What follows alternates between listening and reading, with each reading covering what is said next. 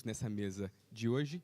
Eu vou passar a palavra agora para o Randall, que vai dar as boas-vindas aos professores.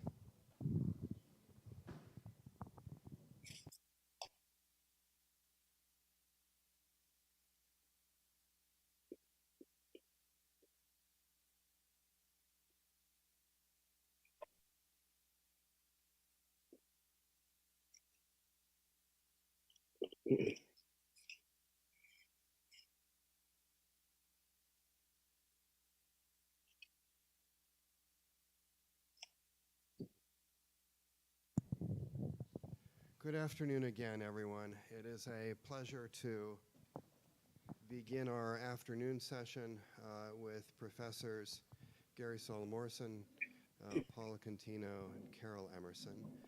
After their session, we will have a number of discussants to discuss the ideas raised by the panel. Svetlana, Priscila, Martin, and I will be pleased to moderate that discussion. So without further delay, let us begin. And Professor Paula Contino at Pepperdine University, a well-known specialist in Dostoevsky studies, will chair the panel. And so, Paul, please proceed. Thank you. Welcome. Thanks so much, Randall. It's really great to be here. Wish we were there in person. I'm going to briefly introduce Saul and Carol, who perhaps need no introduction, and then we will hear from Saul and Carol. I will speak a little bit, and then we'll enjoy our roundtable discussion. First, Saul. Gary Saul Morrison is a prize-winning literary critic, and among other works, he's the author of Anna Karenina in Our Time, Narrative and Freedom, and he has a forthcoming book from Harvard University Press entitled Wonder Confronts Certainty. You'll hear more about that. He'll be drawing from that forthcoming book in his remarks. He's a member of the American Academy of Arts and Sciences.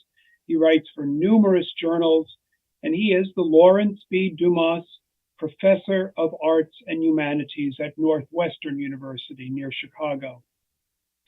For 3 decades, he's taught a course on Tolstoy and Dostoevsky that usually is the university's most popular class. So we're so glad Saul is with us. And Carol is from Princeton University, where she is the A. Watson Armour III University Professor Emeritus of Slavic Languages and Literatures.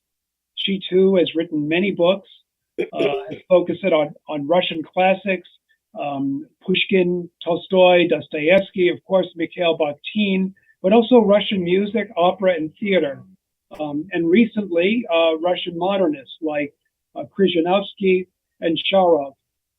She's also the co-editor of this marvelous book, which everyone here should know. I hope that it kind of shows up there. It's the Oxford Handbook of Russian Religious Thought. I think it would be of interest to anyone at this conference, and I hope that you can dip into it.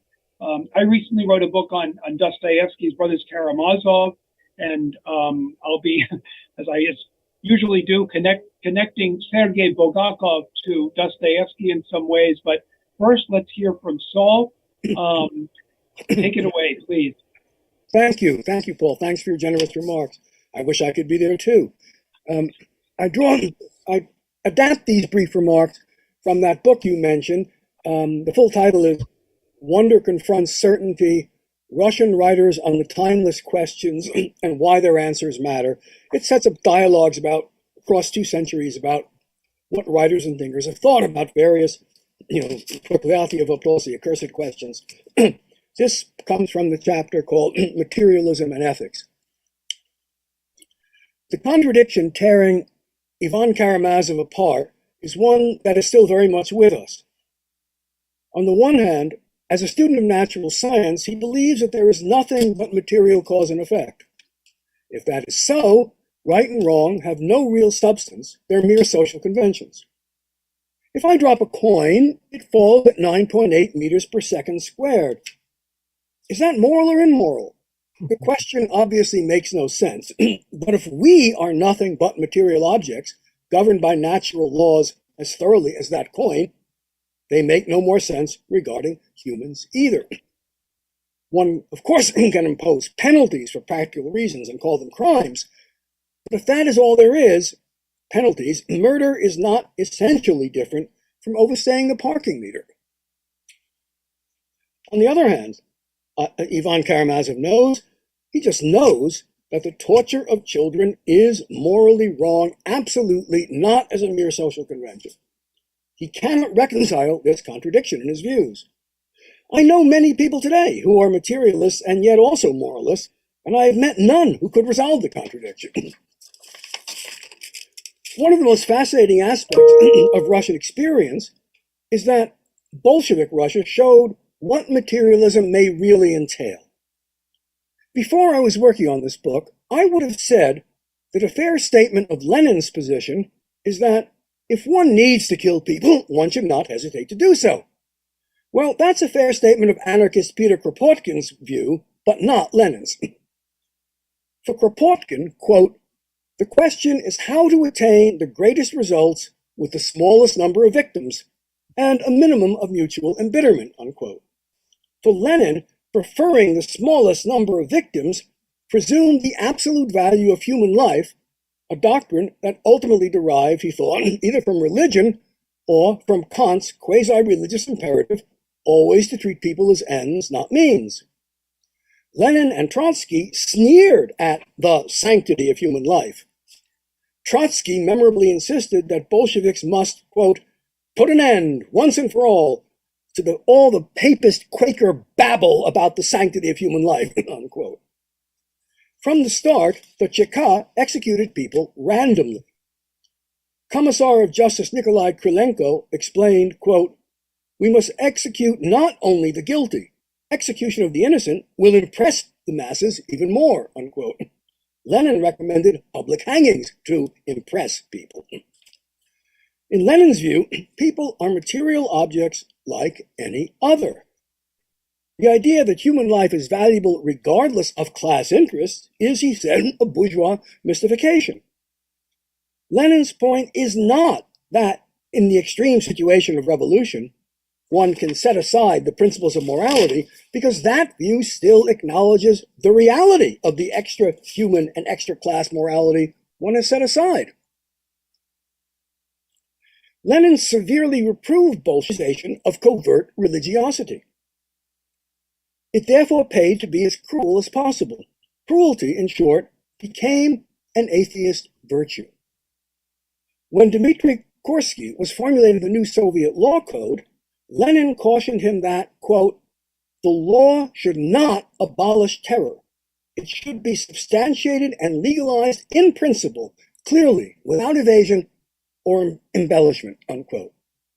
Terror was not a temporary necessity, as some apologists for the Soviet Union have argued, but it was intended to be a permanent feature. Why not, if it works and if all that counts is the result?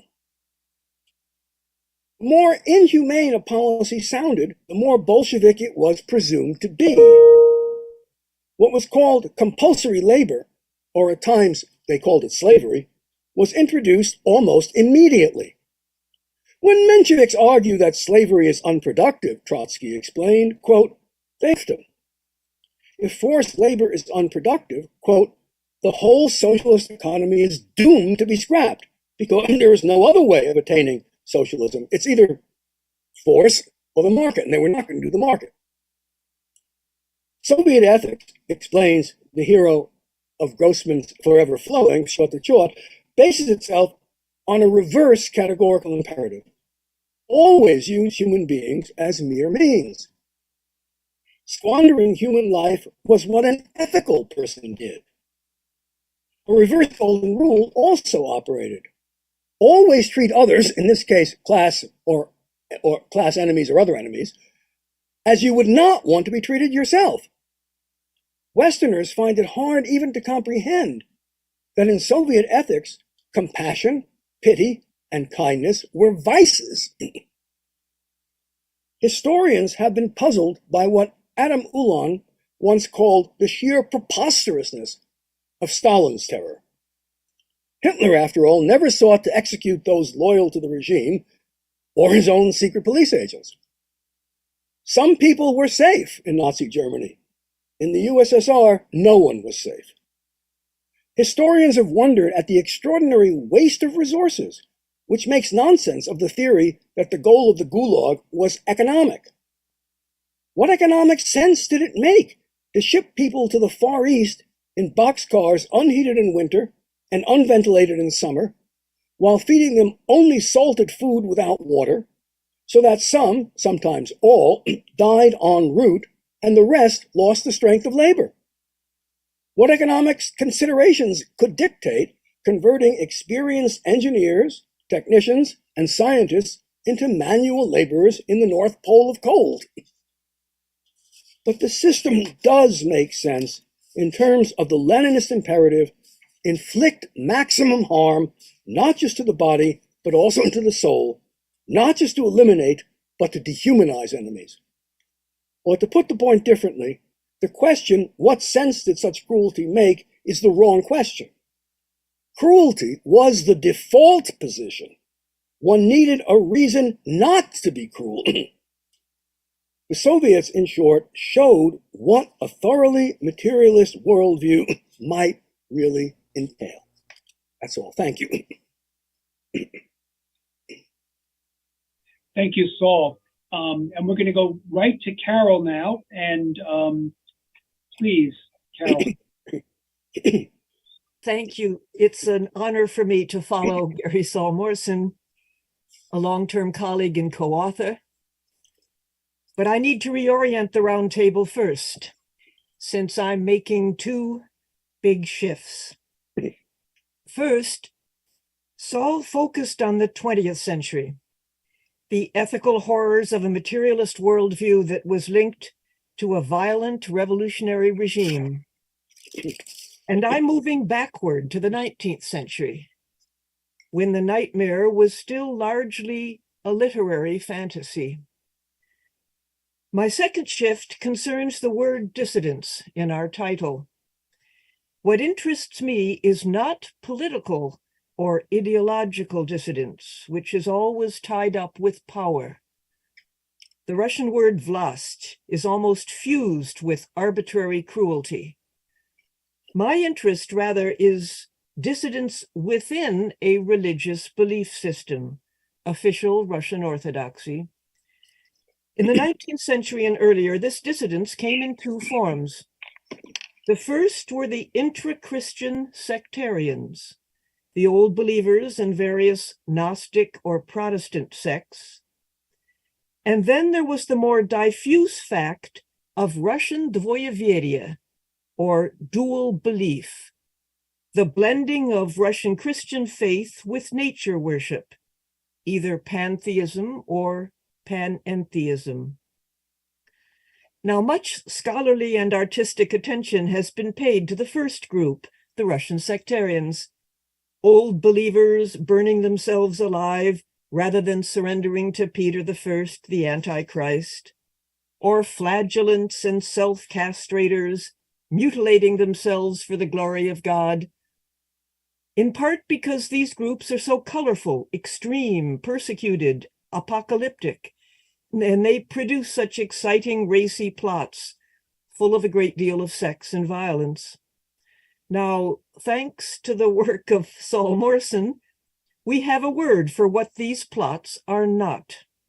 They are not prosaic, meaning they seek out the extraordinary, the violent, the extreme, and they favor what is aggressive and exceptional in human behavior over decent, everyday, interpersonal virtues. So, some thoughts about ethics, dissidence, and the Russian 19th century literary tradition. Recall three of Saul Morrison's sentences just now, because they set me up. For the Bolsheviks, he said, to show compassion was to risk the accusation of covert religiosity. It therefore paid to be as cruel as possible. Cruelty, in short, became an atheist virtue. And then consider a sentence that the Dostoevsky scholar Michael Osorgin applied to Christ's response to the Grand Inquisitor in the Brothers Karamazov. When cruelty is the norm, love is an act of rebellion. That also applies, I think, to the best traditions of Orthodox Christian thought in 19th century Russian literature. Cruel and arbitrary power has been the rule of Russian regimes for at least 600 years. The current fusion in Putin's police state of military aggression, abuse of human rights, and religious fervor is very similar to the fusion under communism of an inhuman political agenda with atheistic fervor.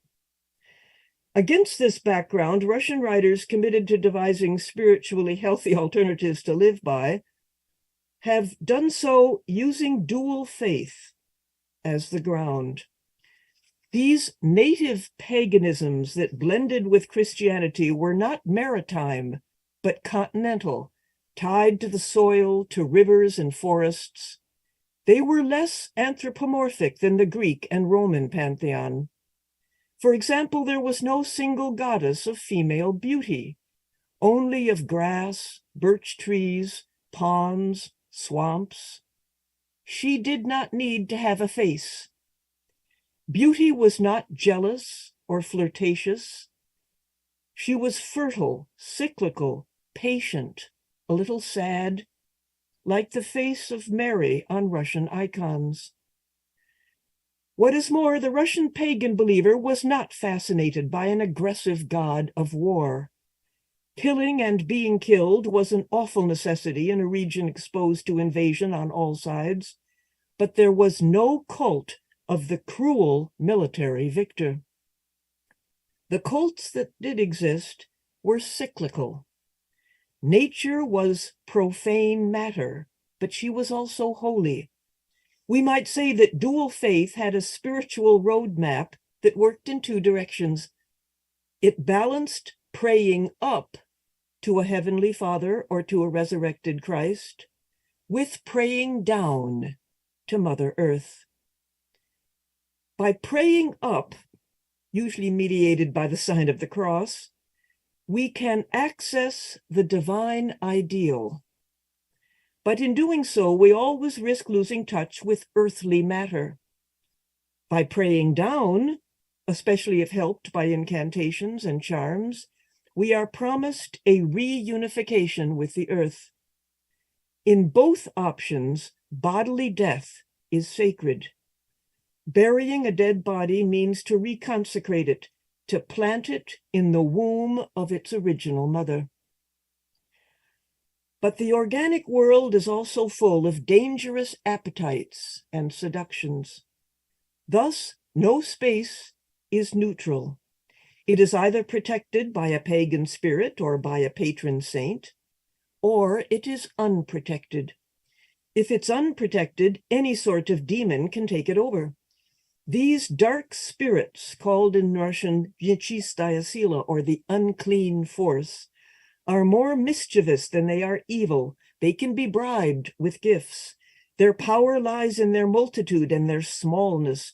They can crawl into any hole or orifice and hide away there. Russian writers made good use of these petty devils, sometimes keeping them tiny, sometimes bloating them up to human size, as in Ivan Karamazov's Nightmare. But Russian demons were rarely as monumental as Dante's Lucifer, or as grand as Milton's Satan. Dual faith plots are less melodramatic and more prosaic. So, in our everyday weakness and our quest for love, do we pray up or down? So let me mention several examples from three very different prose writers from the second half of the 19th century: Fyodor Dostoevsky, Leo Tolstoy, and Nikolai Leskov. All three understood love and prayer in the spirit of dual faith. Each used Russia's hybrid religious tradition to create rebels, even heretics, for love. But love's a tricky word. Overall, these writers had little interest in the bourgeois love plot of the standard European novel, which is so obsessed with disobedient eros and so hungry for happy marriages at the end. The greatest Russian writers parodied that plot, another point of Gary Solmorson's, rather than imitating it.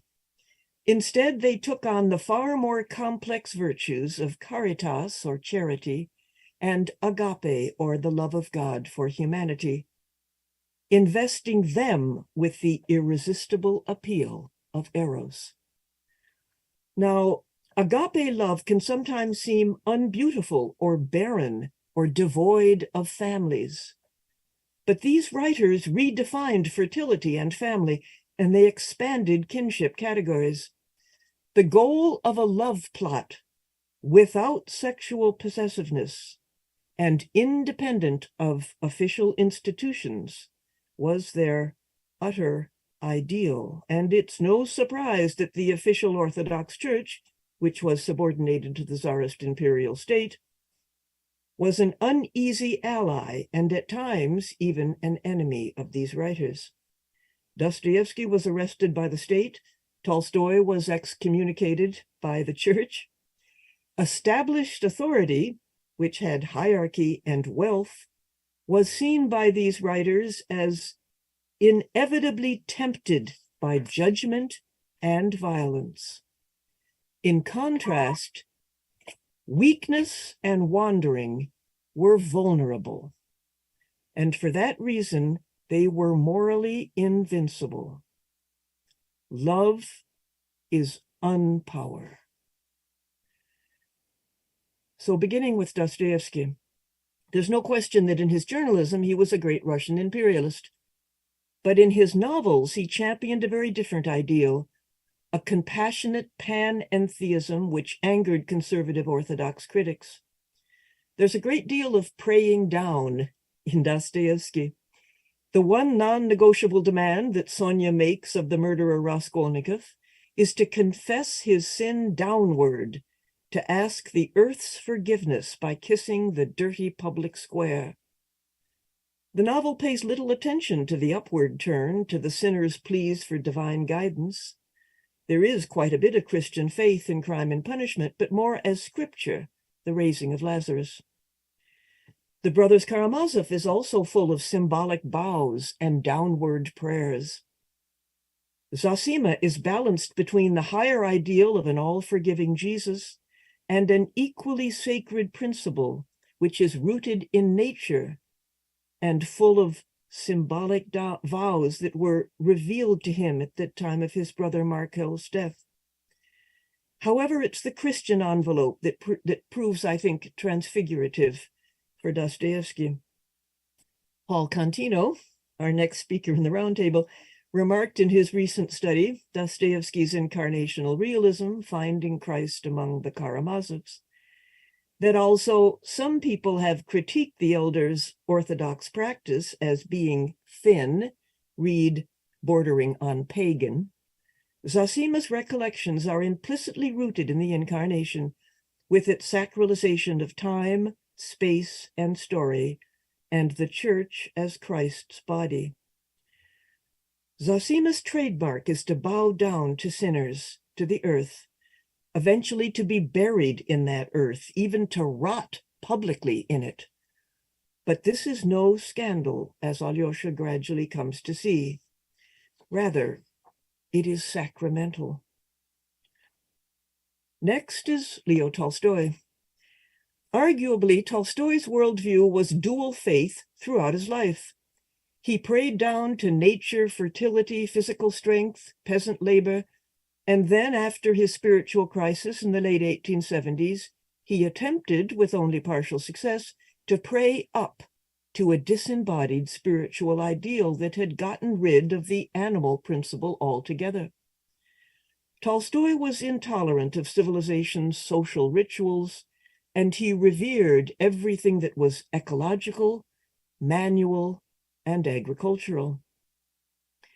As a Christian thinker, Tolstoy was part radical Protestant and part rebellious Gnostic. He noisily rejected the Trinity, the sacraments, original sin, redemption, salvation, final judgment, and all other, as he put it, supernatural ways of caring for people. But when we take all that away, can we even speak of praying up in a Christian cosmos? To some extent, I think we can, if we apply to Tolstoy the same incarnational vision that Paul Contino confers on Dostoevsky's elder Zosima.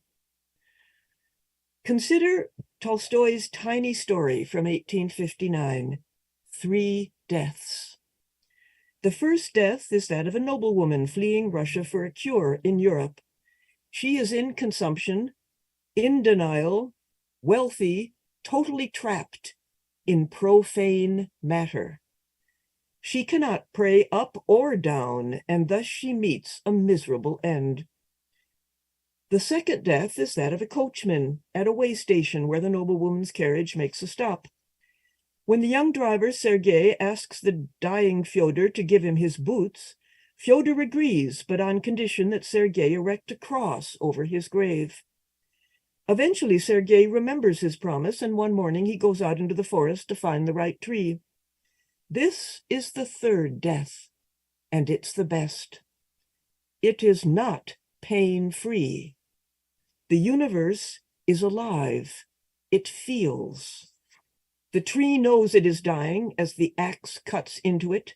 It shudders, its roots tremble with fear. But the final note is one of jubilation as more sunlight fills the forest over the fallen tree, which will rise again as a cross. This scene shows us dual faith at its most radiant.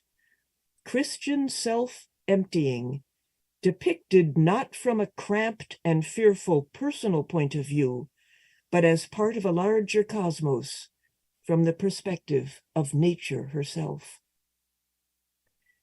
And finally, for the darker sides of dual faith, we end on Nikolai Leskov.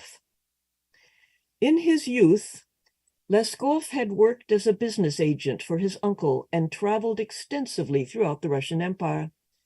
He was an eyewitness to all social classes, nobles, merchants, peasants, bureaucrats, the clergy, sectarian old believers. He personally refused to commit to any reigning political ideology. All people and all institutions were potential carriers of good and evil. Leskov was a chronicler of Russian institutions where cruelty was the unmarked norm. And he could shock his readers with actual, even if accidental, acts of reconciliation and love. One such shocking act unfolds in Leskov's 1885 tale, Hugalo, the scarecrow or the spook. The narrator is a young upper-class boy brought up on Holy Scripture, but fascinated by folk belief. Wood demons, watermill spirits, swamp sprites. He assumes that the local recluse, a peasant named Sullivan, who lives in a ruined wayside inn, is in league with the unclean force. Every misdoing or mishap in the village is attributed to him. Sullivan must be a shapeshifter, people say. When he commits a crime, he can't be caught because he turns immediately into a rooster, a rat, a wagon wheel. In the final episode, a blizzard forces a wealthy relative to take emergency refuge in Sullivan's inn. The travelers are so certain that they are going to perish violently in this wholly unprotected place that come dawn they all rush out, forgetting their money box. Everyone assumes that Sullivan had stolen it, until he turns up, breathless, at the police station with the box. Sullivan refuses any reward, which is owed him by law, and which the grateful travelers and policemen press on him to accept. There's no need, he says. I don't need what isn't mine. The moral here, only pagan logic insists on contracts and laws. But Selavan is a Christian pravidnik, a righteous person who does good absolutely regardless of how he is treated by others. Selavan is relieved that the villagers no longer fear him, but he seeks neither retribution nor justice for past injuries. In this late story, Leskov achieves the non-judgmental moral texture that Tolstoy and Dostoevsky in their novels developed with the help of far more elaborate philosophical structures. Selavan's love, I think, is an act of rebellion against cruel political norms, which in Russia, then as now, have all too often been sanctioned by a compromised hierarchical church. But the prayerful orientation of Selavan is neither up nor down. It is across, face to face, in a forgiving response to an immediate other in the present. Like Dostoevsky's elder Zosima, his disciple Alyosha, and also like Tolstoy's tree that becomes a Christian cross, Leskov's pravidnik Selavan is a luminous example of Russian Orthodox personalism. Thank you.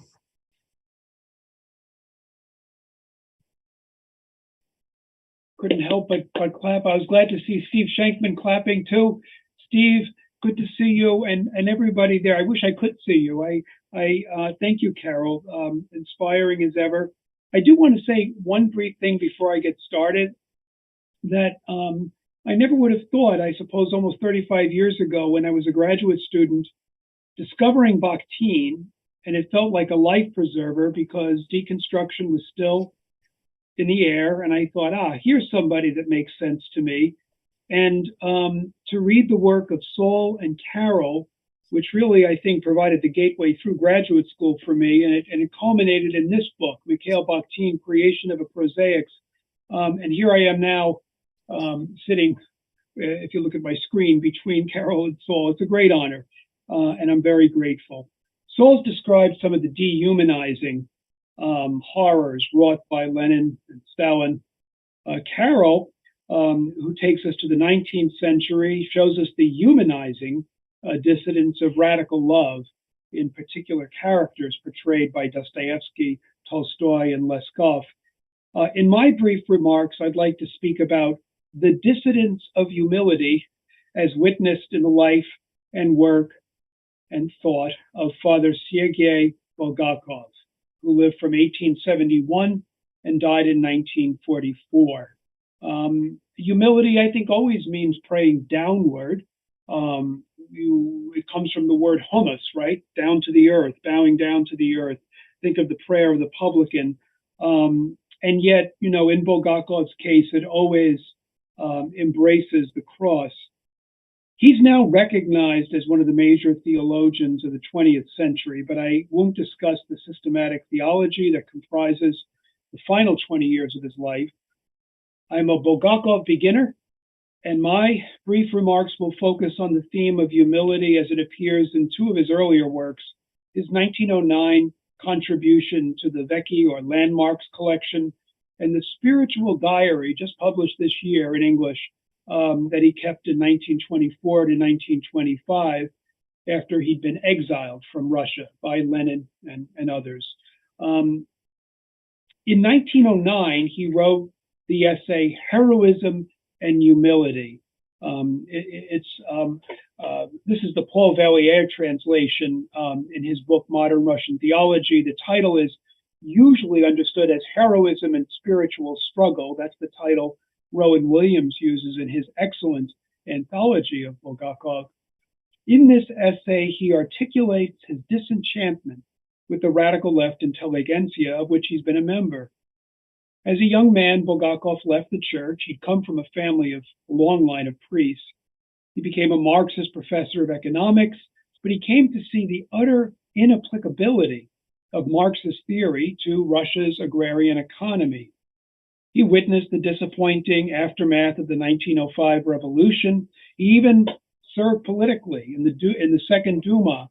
But by 1909, he had, and I'm going to quote here from that early essay, Heroism and Humility, he'd become convinced that the most serious obstacle to social change in Russia was the intelligentsia's, quote, deafness to the religious message of Dostoevsky and Tolstoy to a degree. They posited, quote, belief in the natural perfection of the human, even as they held to a materialistic conception of the person and a crudely mechanistic understanding of historical process. In their heroic maximalism, they asserted that everything's permitted and posited themselves as supermen, and they thus held in disdain the spiritually more enlightened, ordinary common people of Russia. In fact, they view them, and I'm quoting Bulgakov throughout here, they viewed them with incomprehension and even contempt. One thinks here of the Grand Inquisitor. I love humanity, yet he calls them weak and vile.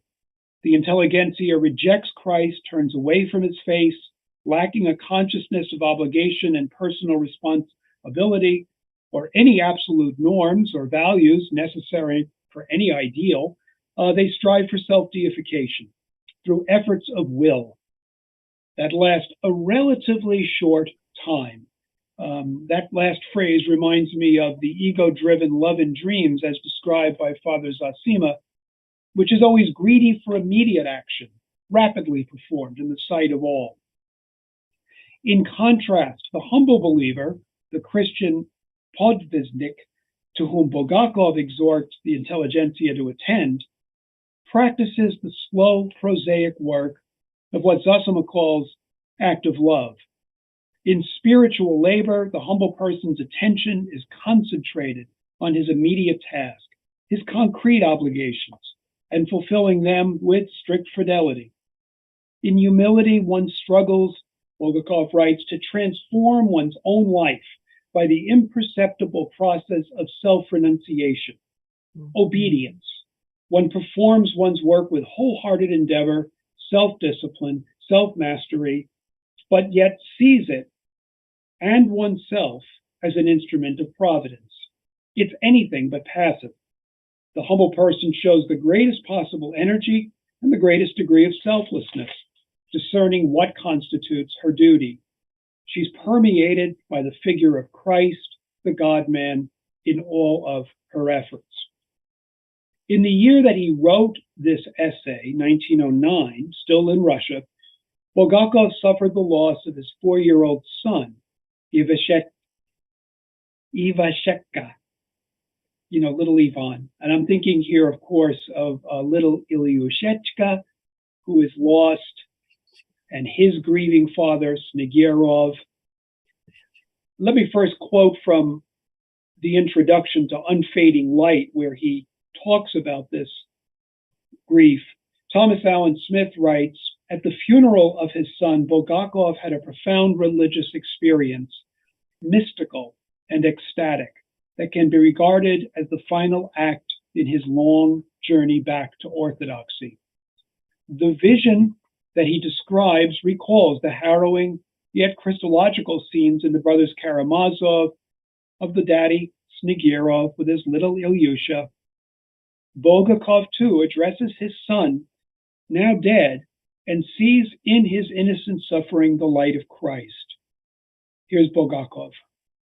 My Holy One, at the sanctuary of your remains, beside your pure body, my fair one, my radiant boy, I found out how God speaks. I understood what God spoke means. In a new and never before known clairvoyance of heart, along with the torments of the cross, heavenly joy came down into it, with the darkness of divine abandonment.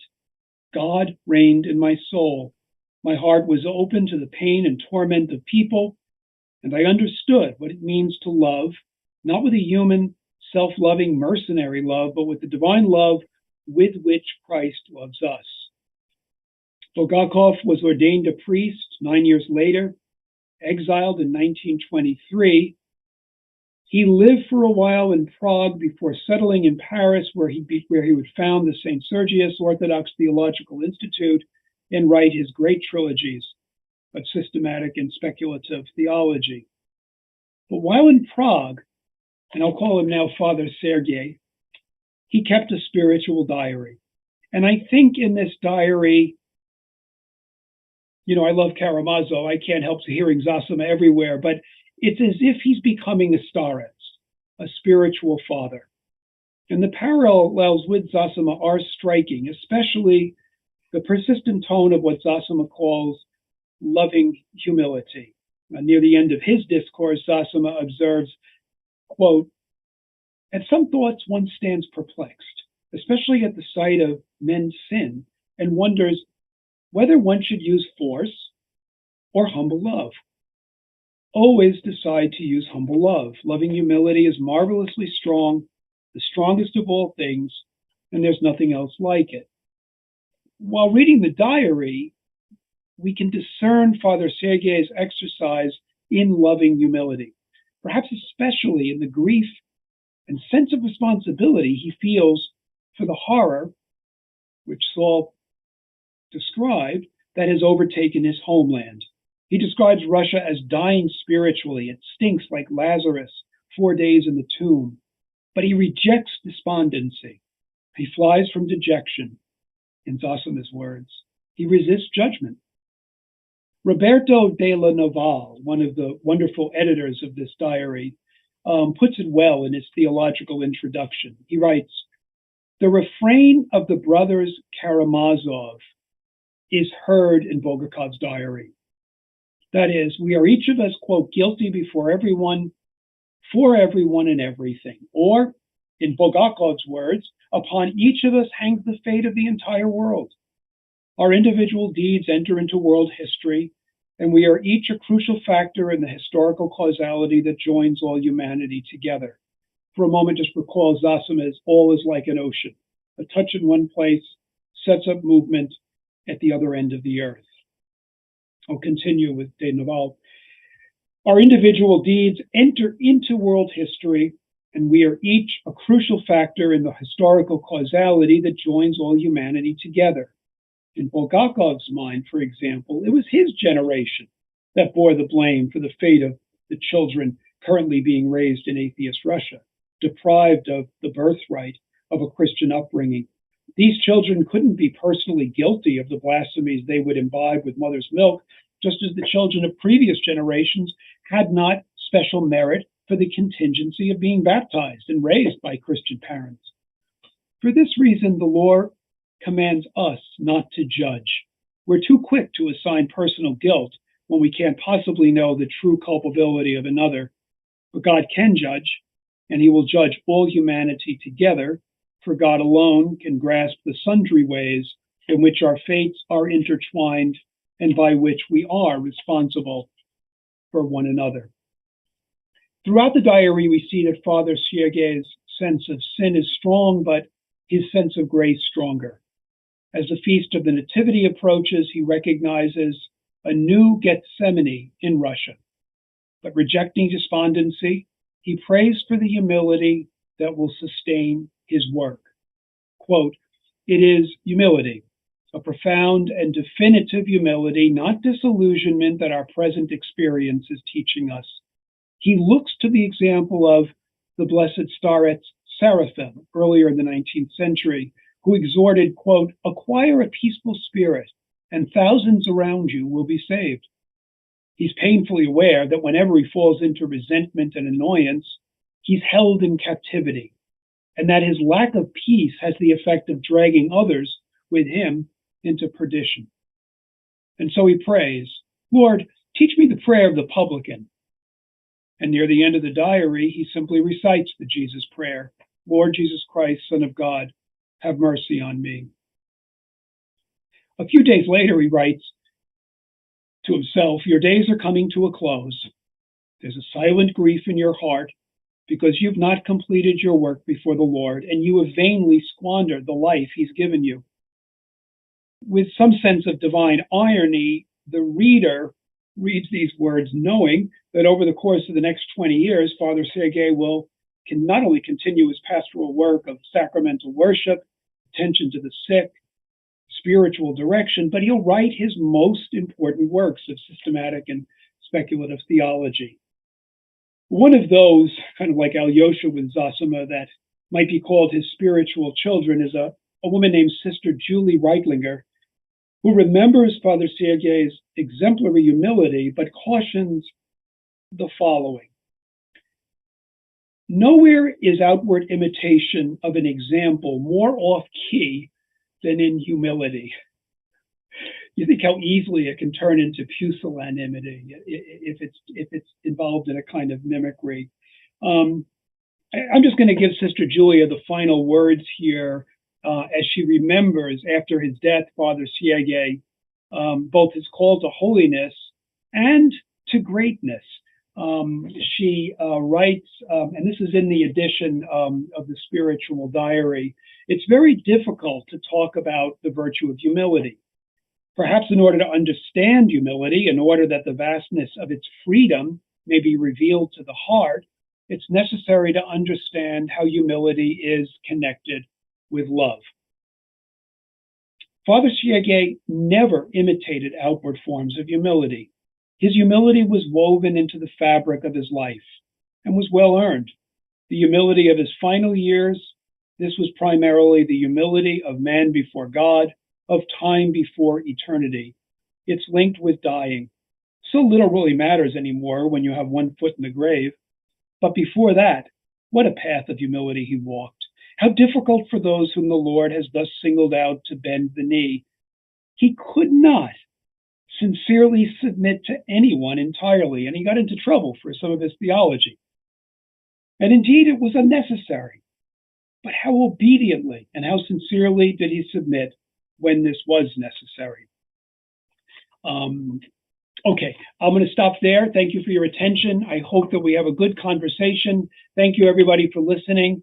And now it's time to talk. So, Jimmy, you are the host now, as I understand it. So does that mean you will be transmitting questions to us? And I want to be sure I have the names of our interlocutors. Svetlana, Priscilla, and Martin, is that right? They're going to be joining in. I will want to mention that Saul needs to leave in about 20 to 25 minutes, so questions might initially be offered to him in the interest of time. Jimmy, you want to open up your microphone and tell us where do we go now?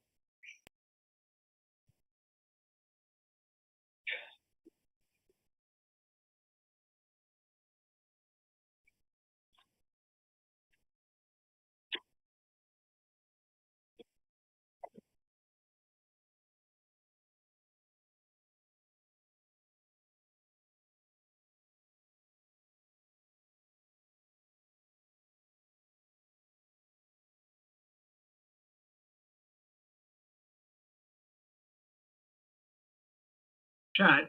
I don't know if you can relay them to my chat box, Jimmy, or you'll say them aloud. Oh, good. There's our audience. I just wonder if Saul would.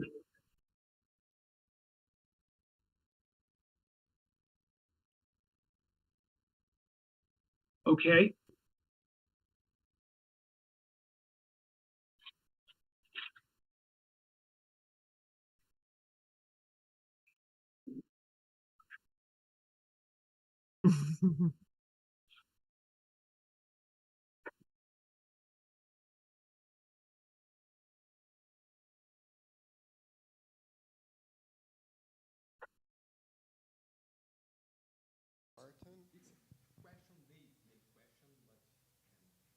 Okay.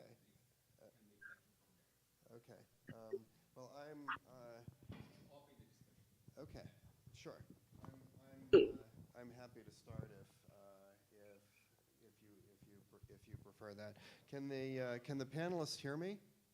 Yes. Loud and clear. Okay. So those were three amazing papers, and we are very grateful to have had them. Thank you so much for the obvious effort that each of you put into them. Saul, since you have to depart first, maybe this first question can be addressed to you. I agree with your dark diagnosis of, if not the inevitable, then the all too likely consequences of materialism for ethics. My question is the following.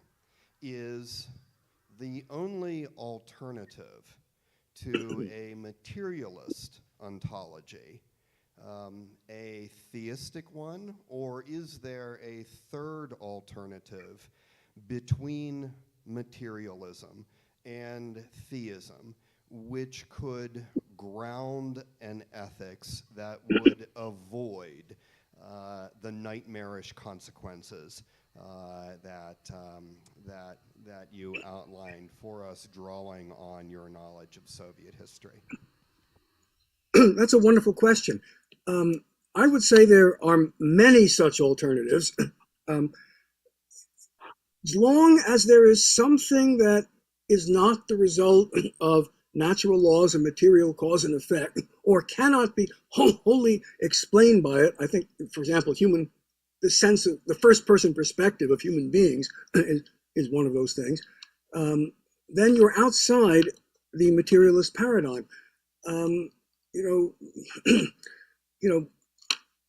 The sense of the beyond in Taoism and Buddhism, these are all, non-theistic ways of looking at things.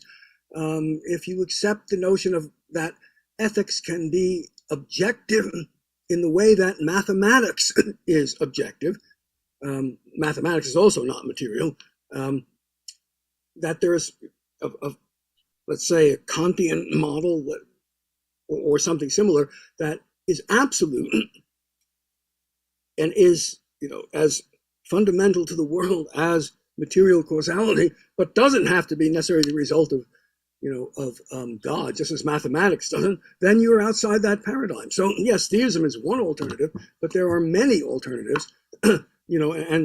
Speaking personally, I'm much more confident of the negative judgment that materialism is wrong. I once started out to be a physicist, so I've had that view in my bones. I know it.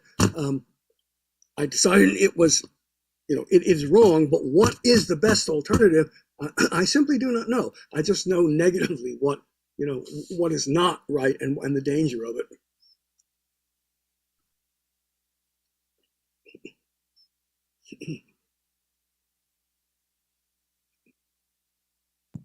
Thank you, Saul. I very much respect the humble perspective of I do not know. That resonates well with the apophatic tradition in Orthodox theology, and I've always admired that sort of wise agnosticism. I do not know, except I know it's not materialism. Thank you very much.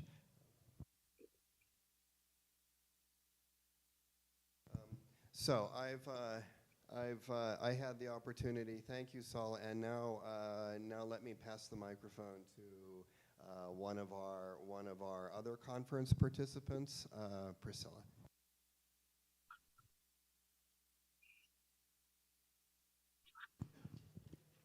Okay. Thank you, Professor Randall. I'd like to make a question. So to introduce myself, I'm Priscilla. I'm a professor of the Russian course in Rio de Janeiro, and I'm also a translator of Russian literature. I'd like to make a question to Professor Gary Solmorso. My question is, I fully agree that Dostoevsky was very effective in challenging materialism in his fiction. Yes, under all perspectives, he's challenging the crudeness and the limits and the problems of full-fledged materialism. My question would be, does that apply when we refer to the diary of a writer I'd have the impression that maybe it's not fair to compare Dostoevsky and Lenin and Trotsky, who are really not doing fiction. They are not challenging ideas, but they're trying to, I don't know, intervene in a society, and based on very clear values and perspectives. But the thing is, I have the impression that when Dostoevsky comes closer to the reality, and this is apparently the idea of Diary of a Writer, to see reality and to have the writer as a mediator to reality, this capacity of challenging materialism is weakened or is not as powerful as in fiction, and purely in fiction. That would be it. Oh, that's a lovely question. I've written a dissertation and 2 books on Dnevnik Pisatela, on a writer's diary, and my views keep changing of it. There are absolutely wonderful passages in it. The idea that you were alluding to of making a literary work open to time because it's a periodical, which is sort of what he also does in The Idiot and what Tolstoy had done in War and Peace, but not as periodicals. He really nails it. That's a wonderful idea. And some of the best passages in it, like the discussion of the Kairova case, are discussions of intention and intentionality, not as located at a point in time, but as over time, sequential, developing, processual. On the other hand, his inspiration clearly flagged, and the worst sides of him took over when it did, and you get those, appalling passages in it, the sort of anti-Semitism that, in fact, the Nazis actually used from this book, the anti-Polish and Catholicism, the chauvinism, I would say, that, Putin would probably find it too much, my guess, if anything, right? It's beyond Putin. That's one of the paradoxes of Dostoevsky, and extreme compassion and wisdom united with what is the opposite.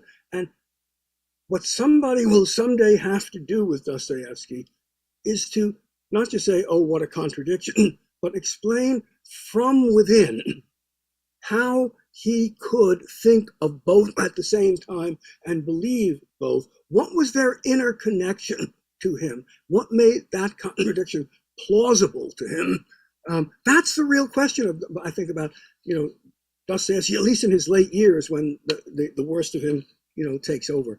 And, if I were going to write a biography of Dostoevsky myself or something, that's what I would focus on. How does those things go together? The worst passages justify such horrible things, and nobody,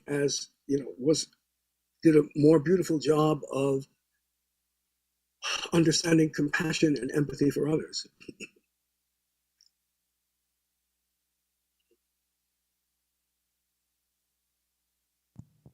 Thank you, Professor Morrison. Yes, I think the closer to reality and the more difficult it is to give wings to imagination and to compassion. Yes, thank you so much. I'll just mention that the one of the best books on Dostoevsky in recent years, Susan McReynolds' book, tackles exactly this and goes some good way to a very fine answer to the question.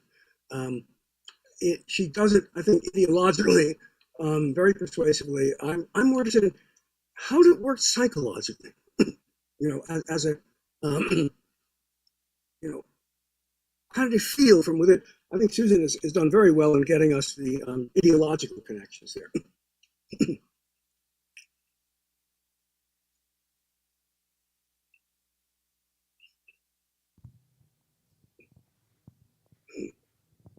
Morrison, I think your microphone is closed. Is what? Okay. Yeah. Can you hear me? Yes, we can. Okay. Outra questão?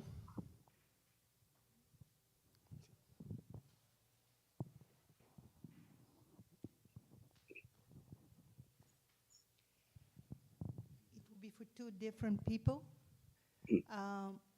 Well, I would like to ask Professor Paul Coutinho about Alexander Mann and how he sees the so-called apostle to the intelligentsia contribution to rethinking the Dostoevsky and the strength of the critique of modernity, which passes obviously through a critique of materialism.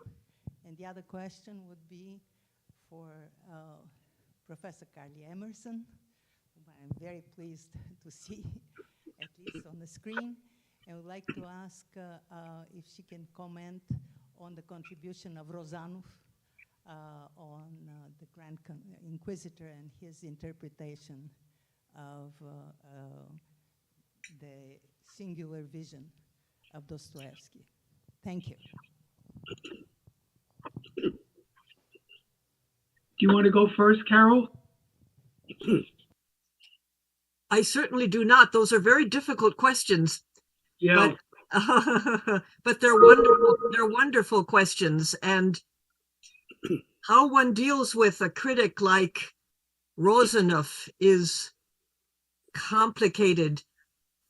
On the one hand, he celebrated the body and its absolute primacy in its most elemental human and physical relations. On the other hand, he created a strange sort of pathology where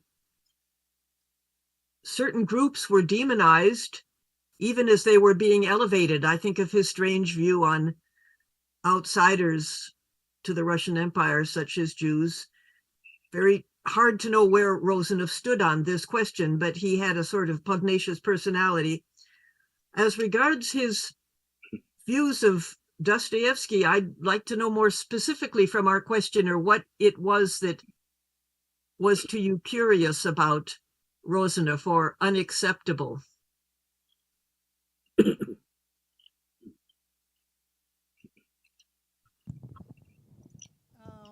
I came to read Rozanov through reading Mandelstam, Nadezhda Mandelstam's comments about Rozanov and the peculiarity of his strange prose. So could you remind us of what she said? She said in relation to Osip Mandelstam about the peculiarity of the homeliness of Rozanov's fiction and his absolutely uncontrollable imagination and a manner of posing certain questions in a paradoxical way. What recently made me think again of Rozanov was because I had to speak about the Grand Inquisitor to explain a few things. Not that I could, but I tried. And the last considerations where he speaks about Dostoevsky as standing between absolute disbelief, absolute atheism, and absolute faith in man in a profound way as the image and likeness is, these are, I think, paragraphs that are impar, that are absolutely incredible. And that's, I would like some comment because especially you have a very great sensibility. I always give the introduction to Russian thinking in the three ways: the language, the road, the space, and the face, the image. When I speak of Russian culture, and it always is an amazing reaction. And I would like to thank you for this text. So if you could, I don't know if I explained better You've explained, yes, no, thank you very much. I have to humbly say I don't recall that portion in Mandelstam's memoirs where she talks about Rosanov. So thank you for mentioning that. But if it's about Rosanov's sense of hominess and his sense that if something doesn't occur in the home, creates a sense of home, this is both a wondrously prosaic concept, as I think Saul Morson would agree. Indeed. In concrete and also not ideological in dangerous ways. And this was one of the reasons Rosanov's various writings, which were largely aphoristic and fragmentary, are so wise but so utterly antinomic. And this is what we mean when we talk about paradoxes, that people of enormous integrity and depth, such as Dostoevsky, seem to be able to hold two utterly incompatible truths at the same time, literally on the border. And here again, I think Saul Morson could answer quite wonderfully this question of how a certain type of wisdom, and Rosanov was extraordinarily insightful into Dostoevsky and Gogol, especially extraordinarily understood what it was that prompted genius to rise, almost like a barometer rises as pressure is applied from the outside, pressure that would seem to break some more fragile intelligence. But for them, it simply heightened it. And they were able to keep these two antinomic truths working together. With Rosanov, it was a question of the home, fertility, a healthily sexual relation to the body, which in some strange way with Rosanov also is sanctified in a way that does not involve a sinful flesh at all. And I think with Dostoevsky, you have certain paradigms or paradoxes that are also implicated here. The fact of a holy disease like epilepsy, that he felt because his body was imperfect or flawed, it raised him to a higher level of insight during these moments. Saul, do you want to add something to this? Well, yes, no, I agree that, I mean, the epilepsy, there's part of the dualism, the epilepsy, which is both, he knows, a disease, you can scarcely doubt it, as Prince Mishkin said, and yet you would say, for one moment, one would give one's whole life, right? And those sort of dualisms were, he really understood, you know, people being torn apart by opposites, right? Ivan Karamazov was, again, a wonderful example, right?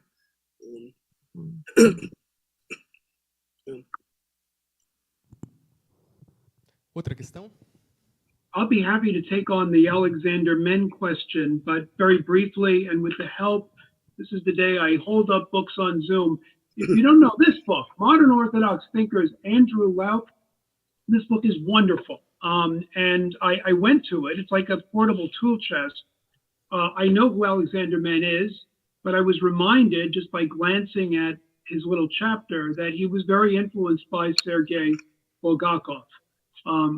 You may know that he was born in 1935 to Jewish parents. Through his mother, he became a Christian.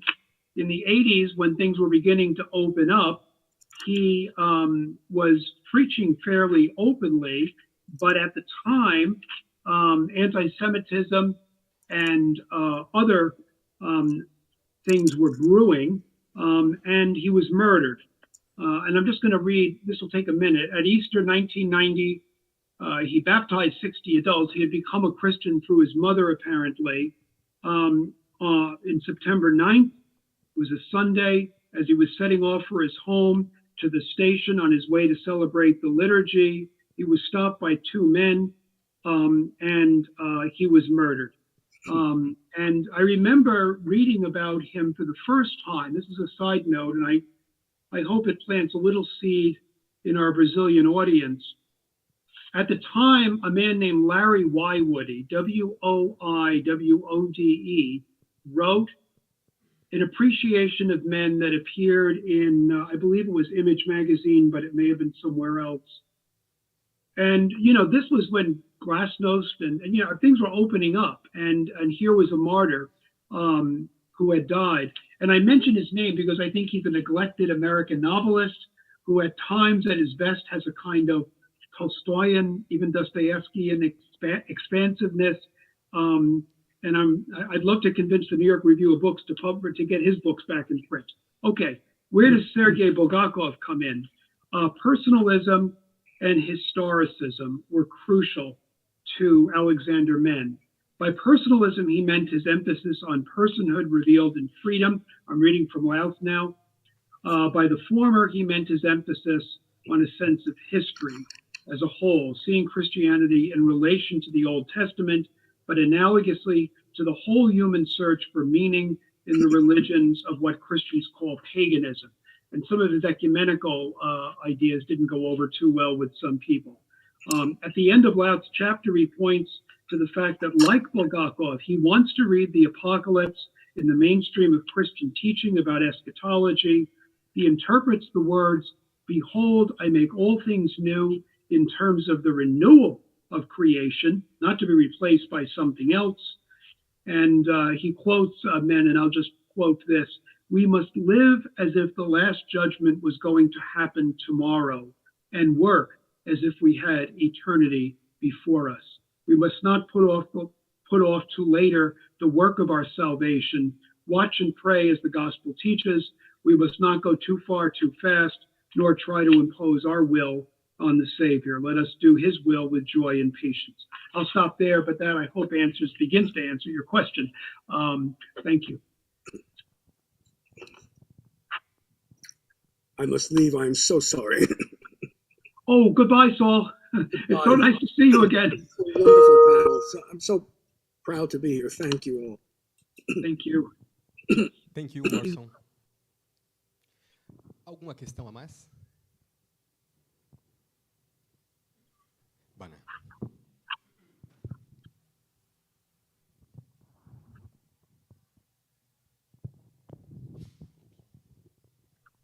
Okay, hello, and thank you for the papers were amazing. I'm very grateful to be here. And I have a question. I am a professor of Russian history at University of Buenos Aires, so I'm not exactly a specialist on Russian literature or religion, but I was thinking about the keyword of this conference, that are ethic, dissidence, and Russian literature. And I am thinking about some experience about the reconciliation between what we can say a transcendent dimension and the materialism dimension. I'm thinking about writer like Fyodorov, Nikolai Fyodorov, or even Alexander Blok with his magnificent poem, The 12, where he sees the revolution as a way of redemption. Even we can include here people like Alexander Scriabin, who is not a writer but a musician. But I'm thinking about one experience that is called God building, and especially in one book written by Anatoly Lunacharsky, that is Religion and Socialism. How we can think about this book in this perspective. Thank you very much. Carol, do you know that book, that last book that was mentioned, Religion and Socialism, the author? Not well enough. Not okay, well I enough, don't know it at all. Yeah, but the question is a wonderful one, and it's a complicated business when you look at the compatibility that many Russian thinkers who were spiritually and sociologically quite collective, they were very enthusiastic about the possibility of a radical revolution. I think Saul Morson, if he were with us, would agree and would lament this fact. If you look back, say, at someone like Fyodorov, whom you did mention, the eccentric Russian librarian who believed we should forget about having descendants and women and liberal freedom and human dignity, but rather spend all of our time resurrecting via the new technologies that science made available, the molecules of our deceased ancestors, and that this was the way we paid proper homage to the productivity of the human race. In other words, it was looking backward in a sort of, let's take resurrection and re-enfleshment into our own hands. So it was a combination of both a sort of strange scientific materialism with an eschatological religious vision that was entirely socialist and collective.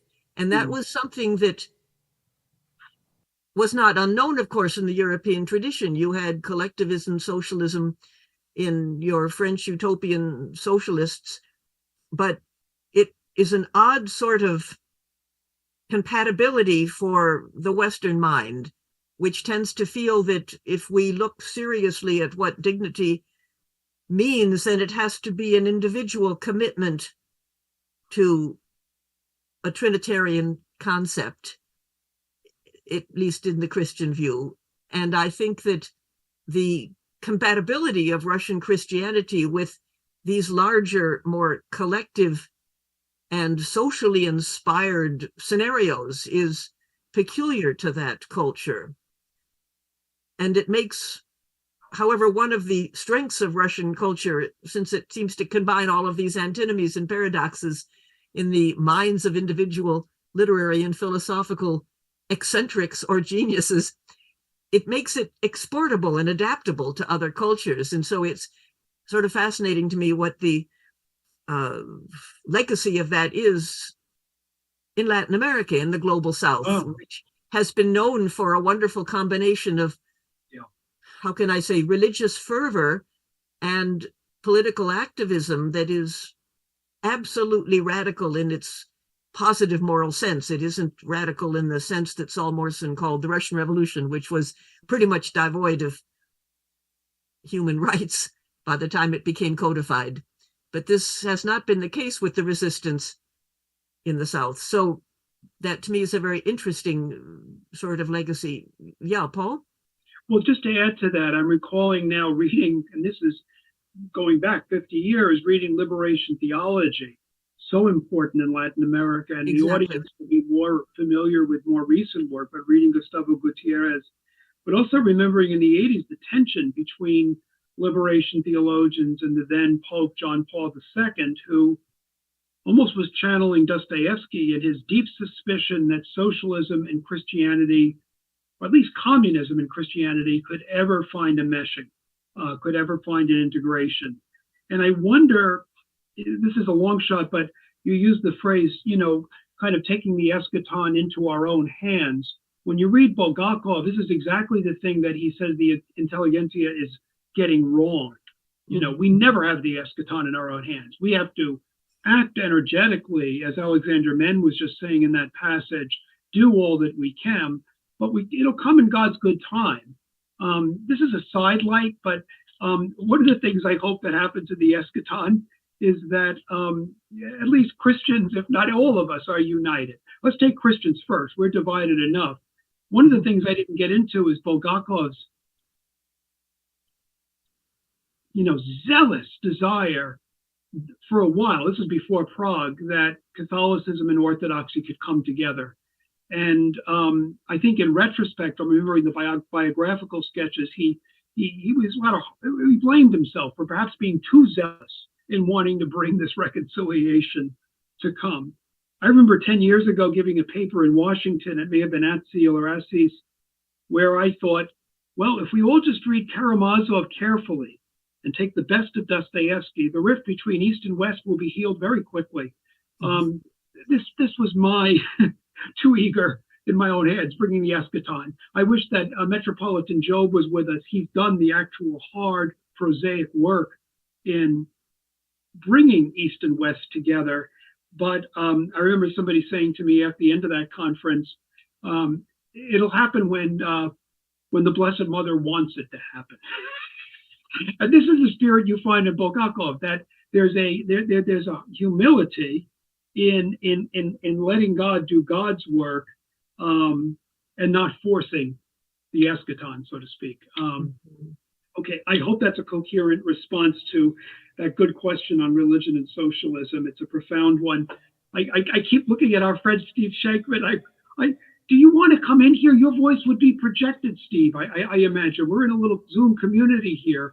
You have to understand, friends. We had a little group last year, And Brad was there, and Randall and Carol and Steve, and we would talk every couple of weeks about these writers. And Steve always helped us see complexities we may have been missing. So dare I invite you, Steve? It's so good to see you after many months. Well, it's great to see you all as well. There's the writer Fuentes. Is it Carlos Fuentes? Is that his first name? Yeah. Who was a great admirer of Eric Voegelin, who also addressed himself to this issue. You were talking about the eschaton, of the immanentization of the eschaton, and all of the problems that that brings with it. So I just thought, since you evoked my name and asked me kindly to participate, that this relationship between religion and socialism, and particularly when you get to the word of the eschaton, is something that Voegelin addresses very directly in his work, and and he sees Christianity actually in even in its most liberal articulations as somehow burdened by the Pauline vision of the resurrected, which imagines that, how does he put it? That you can actually, that the end is imaginable within time and somehow, and there's a destructive quality to, and he compares it with Plato, who he says was able to live in the middle. But in the Pauline vision of the resurrected, there is this urging towards going beyond what he called the metaxy, the middle, towards actually thinking it's possible to get to that place beyond. So I don't know if how that works into our discussion here, but no, I think that's very helpful. So Voegelin goes on to say that Christianity is responsible both for the greatest contributions, and he actually saw violent ideological left-wing as well as right-wing movements as somehow coming out of that, a certain way of understanding the energy in Paul's vision of the resurrected Christ. Mm-hmm. And if that vision is one of wholeness, I wonder if this brings us back to Saul's trying to understand the contradiction. I mean, this is the temptation. Dostoevsky wanted Constantinople back. Obviously, Putin wants Kiev back. It becomes very distorted. I mean, and it becomes very willful and takes a violent form. And that's a problem. And I think it's that humility that Bulgakov keeps saying, I need to work on myself right now and my own pastoral work. That might be part of the response. Does that make sense to you, Carol? It makes sense to me, but I think there's that taking back of Constantinople, the taking back of Kiev, totally correct parallels, but it's all geographical. This is what, again, is such a sort of frightening thing, as if, and here's what I think Steve was suggesting, that when you take the eschaton in your own hands, you assume that time and space as they exist in eternity has anything to do with time and space that we experience here. We experience it differently. We have different sorts of appetites, different sorts of possessive grabbings, and we think somehow if we grab back a chunk of buildings, that we somehow grab either a tradition or our own human dignity. This is why I think Saul Morson was so determined to not let materialism rule, and his comments were spectacularly depressing, but also impressive in that he didn't really come up with a positive thing in which one could believe. It was a very, as it were, apophatic sort of exercise, that he said no to a lot of things that were bad, but then what has to be good? And he was very honest in saying, I don't know. I just know that materialism doesn't work. Well, I can say the same thing for geographical determinism, that a country as big as Russia, 1/6 the landmass of the globe, and they can't even manage what they've got. What is going on that they have to hang on to territory in that way with those sorts of explanatory defenses? Now, the big reason, one of the big reasons, has to do with Mother Earth, has to do with the fact that when a lot of people die, you don't give up the land in which they are buried, because they are buried in the womb of Mother Earth. That's a little different in terms of space-time coordinates than being risen to some heaven that's in another time space.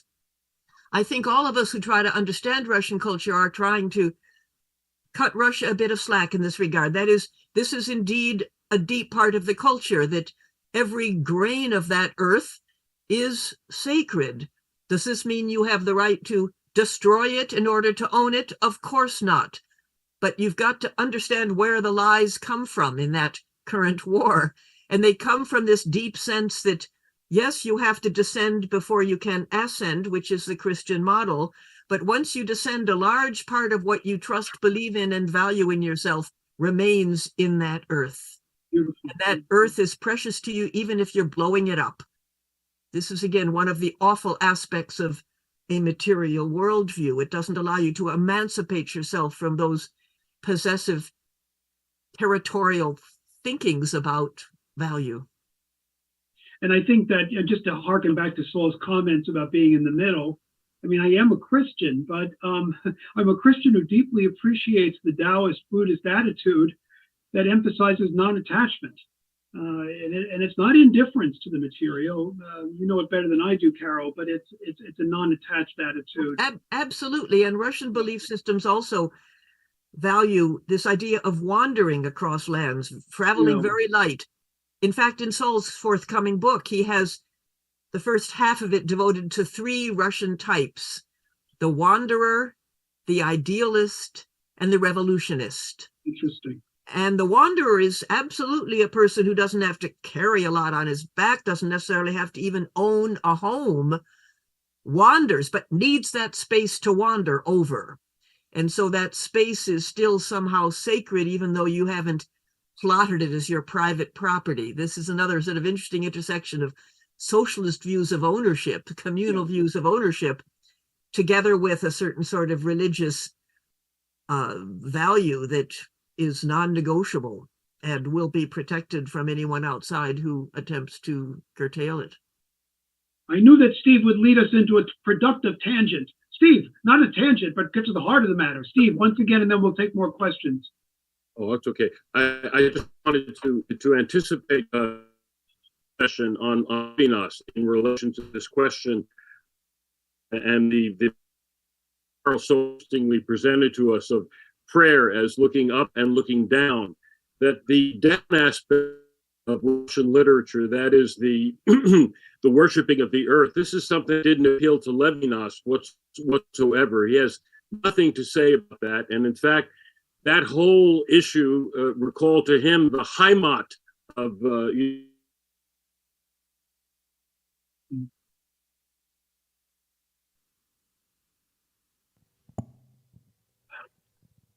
Steve, we lost you. Shut off your camera and tell us about the Heimat. Yeah, you're back. Shut off your camera and finish that point about Levinas.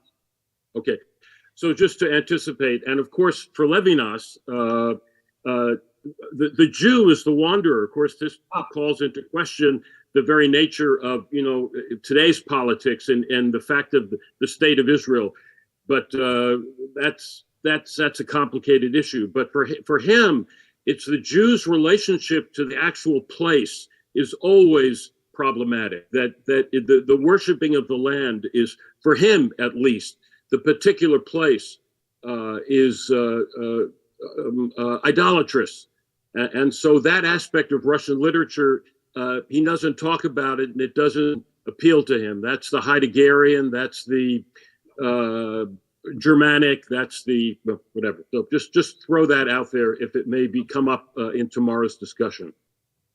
Thank you. That's really helpful. Jimmy, why don't we get more questions? Jimmy, Randall, anybody else? Do I see Brad's hand fluttering? Brad have a question. Good.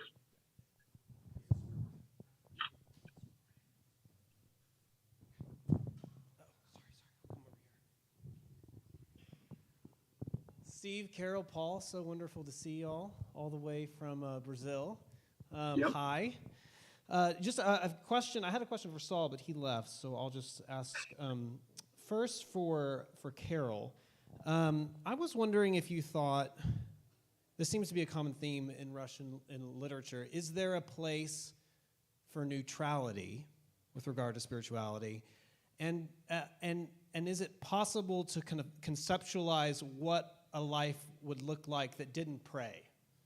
You know, is it possible to not pray, to not in some sense look up or down or sideways? And what would that look like? It seems to me, I know as we've talked about, there's actually a, uh-oh. You not pray enough. You not pray enough, the light, it's over. What just happened? Oh, you can still hear us. Good. Okay, good. Hear just you. Shut off. Yeah, well, you're clear as a bell. So Clear as a bell. You did a mic drop. a life without prayer results in no electricity, no Carol, no Paul, and no Steve, which is not a good picture of reality. So, would it be possible not to pray? And are there different kinds of, would there be like a secular, religious account of not praying, which might be Gogol, right? We've talked about how he couldn't even look up. He was so paralyzed for fear of God. And then is there a kind of sideways movement that could also be potentially secular? Because someone like, it seems like that's traditionally a way of kind of portraying secular reality, especially in Russian literature, is kind of a flat reality. It's kind of a sideways reality. So I was also wondering if perhaps maybe there could be another way of thinking about space when you were talking, and that is not a sideways movement so much as a spiral. That verges on somewhat, hypnotic. So maybe I'm a little nervous the more I think about it. But I do like spiral because it gives a sort of dynamism as well as depth that sideways, and it's obviously there's a sideways part of the spiral, but I didn't know if that would be potentially insightful. And then, yes, okay. And then for Paul, I know I've always kind of, we've talked about this before, but what do you think Bulgakov, I wasn't fortunate enough to be reared on the liberation gospel. I was a good, Texas Baptist boy, so I was brought up on Paul, and lots of Paul, who I still am. I'm pretty sympathetic towards. But Paul in 1 Corinthians talks about humility very famously, and about the distinction between, the foolishness of Christ, and how this foolishness, the fact that this foolishness is even possible and somewhat redemptive, is precisely because of the power of God, of the power of the resurrection of Christ. And so is there a sense in which this humility requires grace, a kind of enhanced kind of grace that is not necessarily evident or accessible only in the Sophia? Oh, I know Carol is recently become a scholar of Bulgakov as well. So she knows more than I do. Yes. So anyway, and she's also going to. The question you asked first to Carol is wonderful. So Carol, what about prayer? Is it possible in Russian literature not to pray? What would it look like? Well, it depends how sacral you want to be about prayer. I think it's impossible not to address somebody who might help you and somebody who might hear you. Forget help. What people want is someone who hears them. And I think this has both a sacral and a profane dimension. So there's a strange business. Depends what your salvational object is. If you feel a sacred rock or a Delphic oracle or a raised Christ, if these are matters that have become personal to you because they will hear you and you will be able to understand their response. The way I understand prayer, Brad, is simply as something that is necessary to us as communicating persons.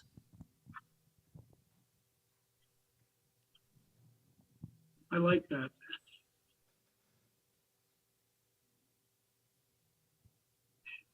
I once heard a secular person remark, because she was very much in a kind of, when you do meditation, and Carol, you know more about this too, take Thich Nhat Hanh in the Buddhist tradition. Steve loves him too, I know. You're horizontally imagining people in another place. May you be well, may you be healthy, may you be happy, may you be at peace. And I asked this person, well, what about grace? Don't you need to ask God to help that person too? And well, why do you need the third, why do you need the vertical coming into the horizontal? But then another time she said, doesn't everybody pray? So, I mean, there is something human in the way you're describing it. Yeah, let me explain a bit about how Bulgakov would answer that question. Yeah, do that, yeah. What he would say is that if you pray only in a binary way, that is, it's an I-thou relation, a little bit like Buber, perhaps.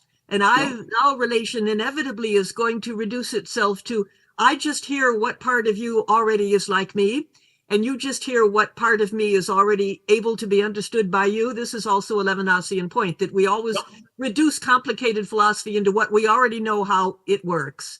This is why you need an outside person, that can be a thou to any individual speaking subject, and can also be out there engaging in all sorts of relations you don't know about, but largely beyond your control. This both teaches you humility and it grounds you in some important way spiritually.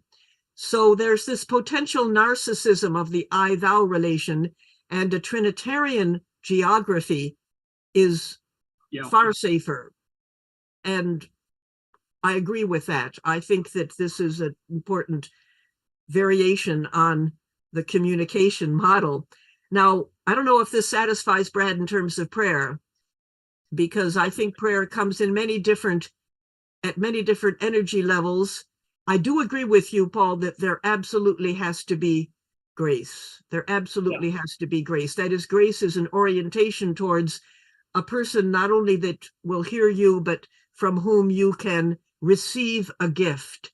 One of the biggest problems of humans is that they are too proud to receive a gift. Can I interrupt for a second here and read a very interesting email that just came through to me personally from Susan McReynolds? And I think it's good too, what she said.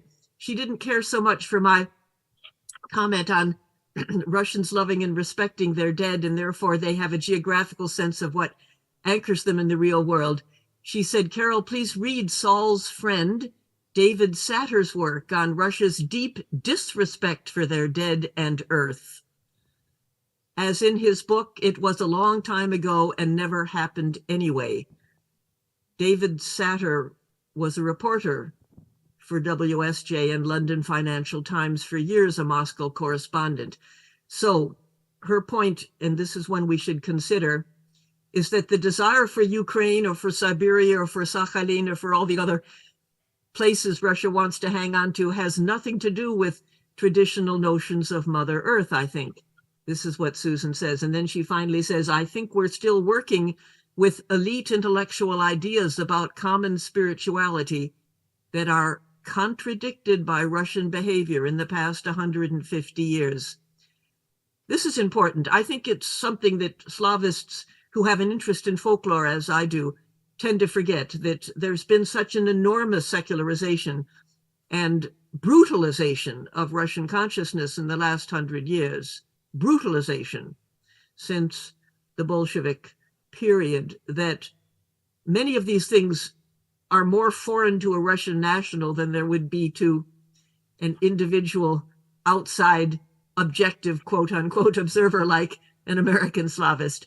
We tend to find these matters and make them slightly ahistoricized. So in general, Russia doesn't seem to be particularly ecologically respectful of her Mother Earth right now. I think we can agree with that.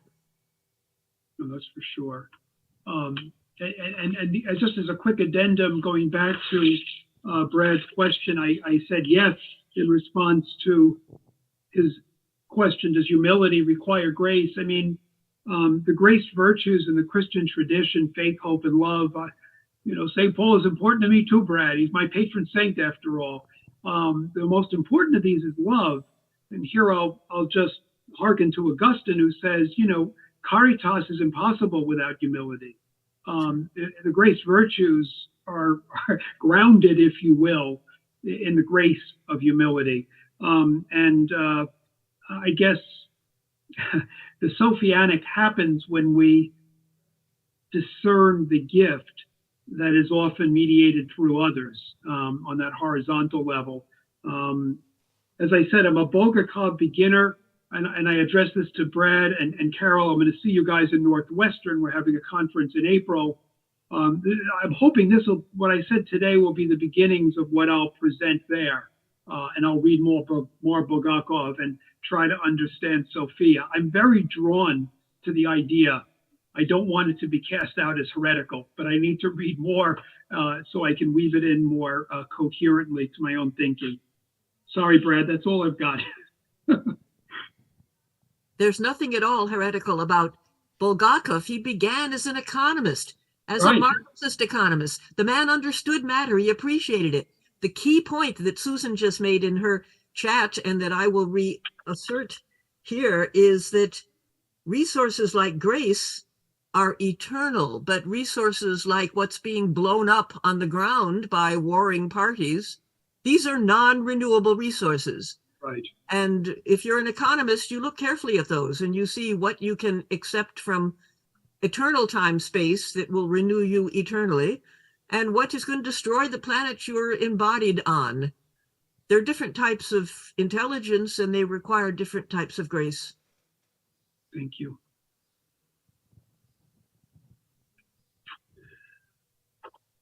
Are there more questions from the good audience in Rio? I think we have not more time. Alguma pergunta a mais? I have a last question for you, Paul, and Carol too, and Stephen. And oh, good. It's in the light of Levinas. And does Dostoevsky realism and the tradition of the Romanesque tradition, and that go beyond theism and materialism? Mm-hmm. The Romanesque is not the place of that, is not the place for overcoming this question about the difference in theism and materialism. And what do you think, Paul? What word are you using, Jimmy? Romanesque? The Romanesque tradition, like Levinas reading Proust, or the tradition of the Romanesque. And it's not the place to overcoming this question about the difference between theism and materialism, the kind of traditional theism. When you say Romanist, do you mean novelist? Do you mean novelist? Yes. Romanist? Yes, novelist. Novelist. I use the concept in French, Romanesque. Yes, Novelist yeah, concept, exactly. yes. Okay, so the novelist. Yeah. Mm-hmm. And could you could you now just say that again with having the word novelist? It's not the novelist. Yes, the place to overcome this difference. Well, just quickly, that's where Saul went first when he was looking for the middle, first person narrator. I really want Steve to answer this. He's the Levinas expert in our Zoom room, but there's a wonderful book by David Lodge called Thinks. And here he is, the great commentator on the novel Lodge and novelist. And it's about a materialist based on Daniel Dennett saying, well, first person narration, it's just neurons. It's like Rakitin says to Dimitri, it's those little tails, those synapses firing. But the novel is an exploration of that very kind of third sphere, if you will, between the spiritual and the material. But Steve, Levinas more than any of us. Anything on this? Well, I'm just. And Richard Kearney, beautiful book, Anatheism, and in this direction, what do you think about? Did you say recur? Who did you just mention? Recur or? And Richard Kearney, and from Boston, Anatheism. Do you know? I don't know that. Yes. No, I don't. But I'll go back for a second on something I did seem to have something to say about, which Paul's notion and you're saying about the novelist, and what my two colleagues who are going to speak tomorrow, something that they talk about, and that is the kind of otherness of the literary text. That is, that there's a sense in which when you write and you're a novelist and you're creating a world, you're creating a distance, in a sense, a kind of a discourse that is not allied to other kinds of discourse. You're creating a space which is somehow different, and in which you're able to speculate and see things differently. So I don't know if that's if that's relevant to what you're saying, but I think it's a deeply important notion. Can I just follow up on that, Steve?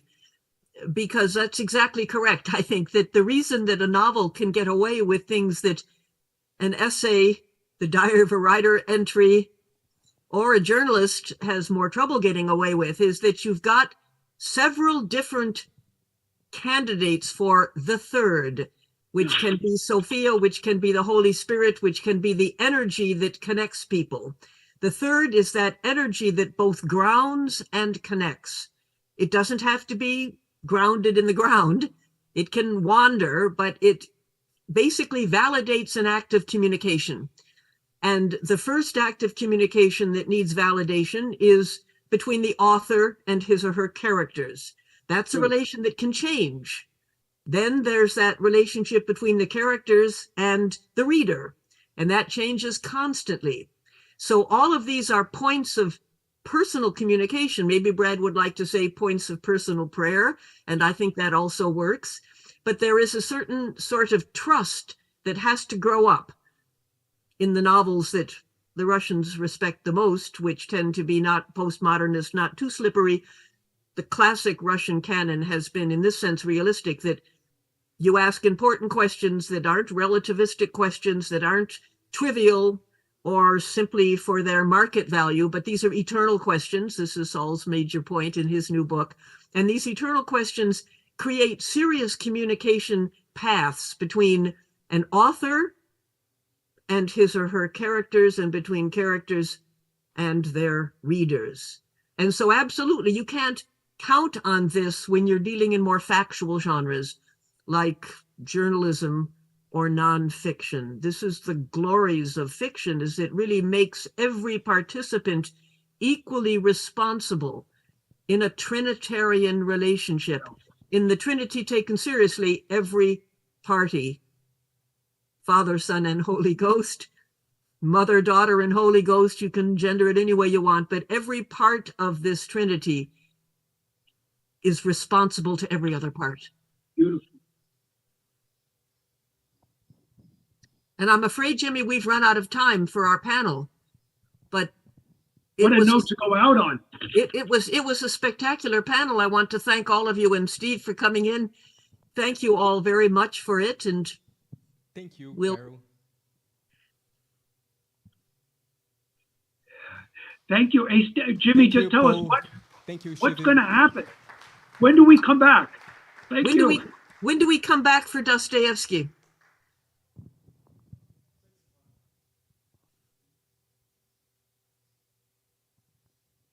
Paul, I think our time is finishing. And yes. We have another table, 6 o'clock, and I am very glad to participate in this table. And I'm glad to see you, Paul, here, Stephen, and Carol too.